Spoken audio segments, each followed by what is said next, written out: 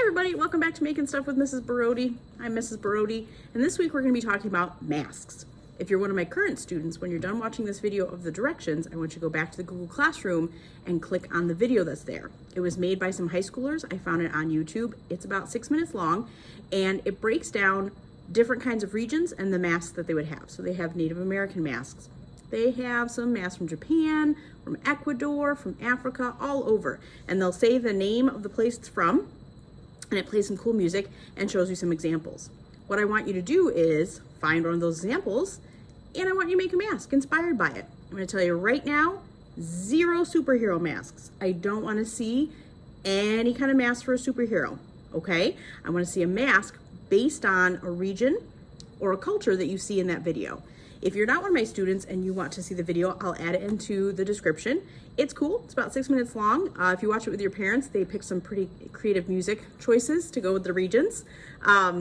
So I want you to watch it, get some inspiration, and then create a mask. And my students that had me last week, we did the same thing with a regular piece of artwork, right?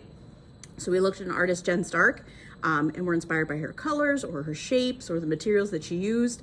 Kind of the same thing, but this time we're going to make masks. And this is, again, something you can use any material that you have at home or that you maybe go out and get, okay? And it doesn't have to be art materials. You could use paper plates. You could use egg cartons, whatever you have at home. So the mask that I made is based on a Venetian mask, and they're very beautiful. They usually have lots of intricate designs and jewels and feathers and things. I had to be quickish because I got lots of other examples I have to make. So this is my example of a Venetian mask. So you can see I put some jewels and some feathers, and when I hold it to my face, ooh, see that? So all you can really see is my mouth, and if I did it a little better, you'd see more of my mouth, but I didn't do a very good job with my eyeballs.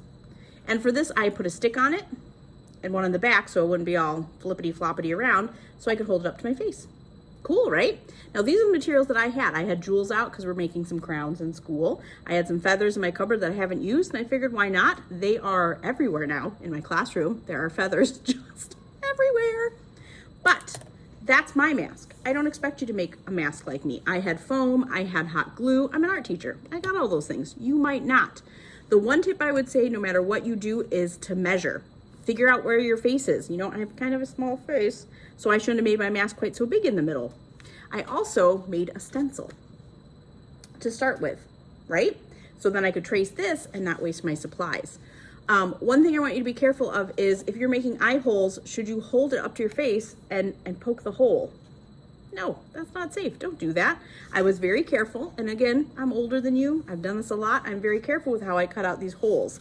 If you're a current student, I would recommend popping into Tuesday or Thursday office hours so I can show you some tips and tricks that I did for the eye holes and measuring, things like that. One thing I'll tell you right now is I folded it in half and cut it all together to make sure that it was symmetrical, okay? But maybe you only want half a mask. That might be kind of cool. So again, any materials you have at home. I could turn my egg carton, I could make these into like goggly sort of things and add more things on the side. I could use this and some paper. I could use 2 paper plates. I could use 4 paper plates and glue them all together or tape them all together. I could use staples to hold things together. Tape to hold things together. If you got some pipe cleaners, these are great handy dandy things if you want a mask that goes all the way around your head. Honestly, whatever you have at home. If all you have is tin foil, Sharpies can color on tin foil. You can paint on tin foil, whatever you got. I am super excited to see, I told you guys, look, feathers everywhere. Oh, super excited to see what you guys do. I do want you to watch that video before you start. I need you to look at those different masks and get inspiration from one of them. There are some really cool, interesting designs and shapes. It doesn't have to be a mask that covers your whole face. It could be a mask that just covers your eyeballs, half your face, whatever makes your heart happy, whatever inspires you from that video. Alrighty? Current students, I need to, oh, there's so many feathers. I need to see it. So you gotta upload a picture. You gotta show me during live office hours. A grown-up person can email it to me. Okay? If you're not a current student and you're doing this on your own, show somebody. I know somebody in your life is gonna be super proud and excited and pretty ecstatic to see you guys make these amazing masks. All right? Make sure that you're being safe, you're being kind, and you're being creative, and I'll see you next time. Bye.